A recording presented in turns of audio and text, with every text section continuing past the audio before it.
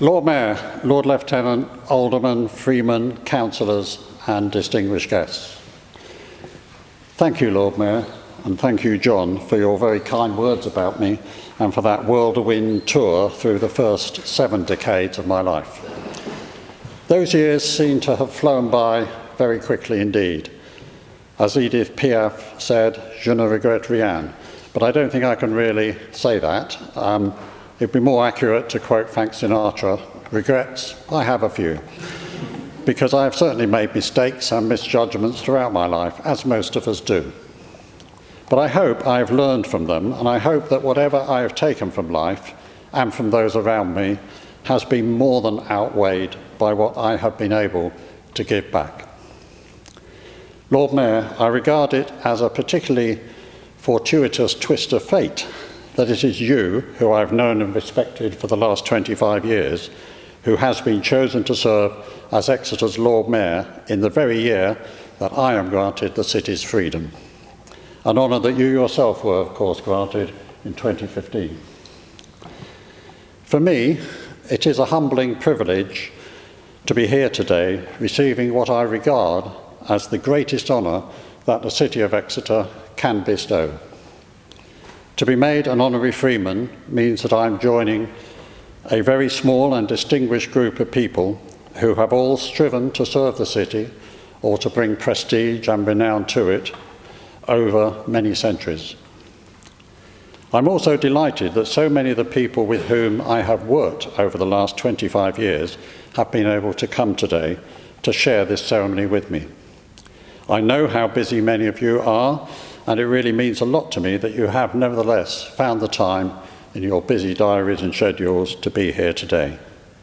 I have to say it's a good choice you've made, as the Guildhall is a really cool venue in every sense of the word on the hottest day of the year, or what threatens to be the hottest day of the year. Without the support and work in partnership of all of you over the last 25 years, and of many others who can't be here today, whatever contribution that I may have made to the city, and which is being recognised today, would have been so much less.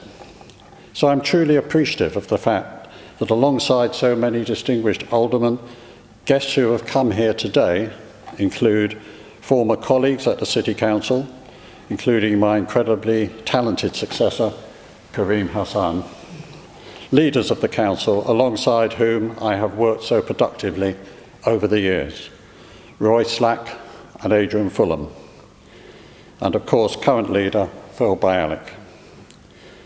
I'm really sorry that the first leader I worked alongside, Chester Long, is not well enough to be here today, and it is of course a great sadness that the late Pete Edwards is missing, but I'm sure his passionate but irreverent spirit is here in the Guildhall with us. I'm certainly delighted that the Lord Lieutenant of Devon, David Fursdon, is also here. As you've heard, a hereditary freeman himself, and someone I'm honoured to serve in my role as one of Devon's Deputy Lieutenants. Also, the Dean of Exeter, the Very Reverend Jonathan Greener, whose magnificent cathedral has been the physical and spiritual heart of the city and the county for over 800 years. I served for some years as a trustee of the Cathedral Preservation Trust, and I'm really pleased to have seen the launch last Friday of the Cloisters Gallery development and the associated appeal, a project which has long been an aspiration of both the cathedral and the city. I'm delighted to be joined by John Laramie, Principal and Chief Executive of the officially outstanding Exeter College, of which, as you've heard, I was privileged to be the chair for 4 years. Sadly, his brilliant deputy, Rob Bosworth, to whom I owe a particular debt of gratitude, tested positive for COVID just this morning and now can't be here. Also joined by Moira Marder, Inspirational Chief Executive of the Tedrag Trust, which is responsible now for the outstanding education of some 10,000 primary and secondary pupils in and around Exeter and Plymouth. And last but not least, by my good friend Paul Edwards, someone I first met during those early years at Halton Council in Cheshire, and who followed me down to Devon to become Chief Executive of Mid Devon Council, until his retirement in 2009. And even more importantly, of course, I'm proud to welcome members of my family. My daughter Kate with husband Adam, and my brother Peter and his wife Christine. But I'd really like to pay a special tribute to the person who, above all, should be here, but sadly cannot be. My wife Pauline is too ill to leave home and attend an event like this, but I must publicly acknowledge the strength of her continuous and unflagging support for me throughout the last 42 years, often to the disadvantage of her own career and aspirations.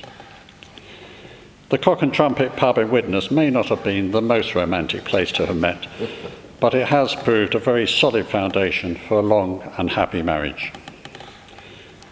The rather cliched and probably politically incorrect old saying that behind every successful man is a great woman has, in my case, been so true. Pauline fits that description perfectly, and she has always supported me and tried to restrain any tendencies in me to excessive vanity, arrogance and self-importance. Others can judge how successful that she has been in these respects, but she has, I hope, kept me solidly grounded over the years. And I know she will be very proud of me today.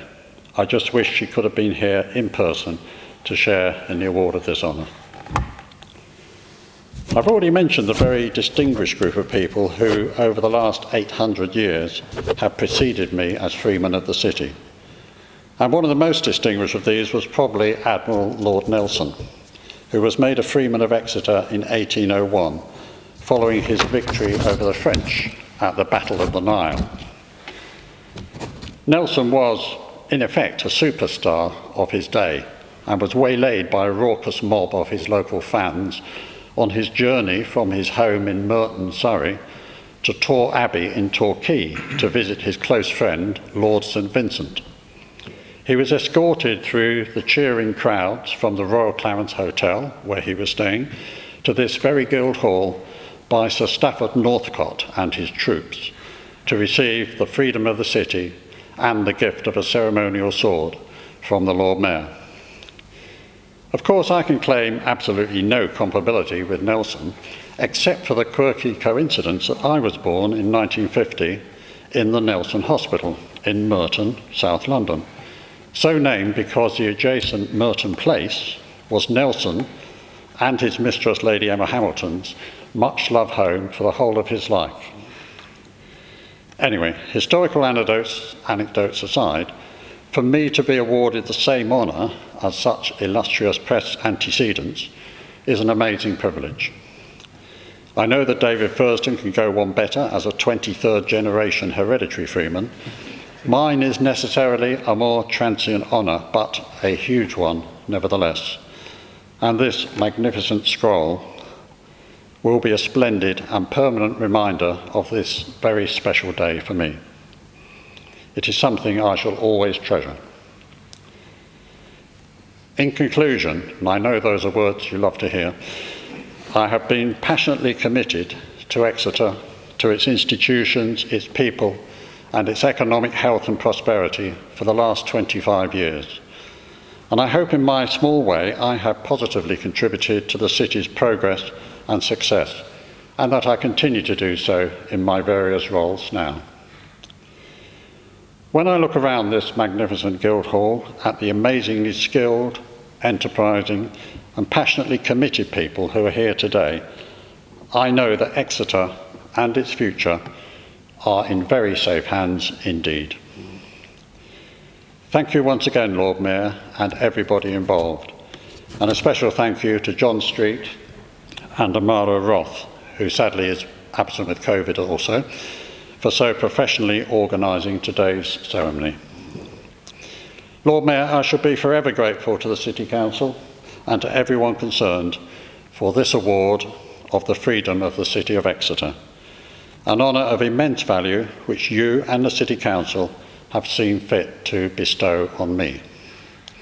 I hope I can continue for many more years to positively contribute to this great city and to further repay the recognition that this honour represents. Thank you all again.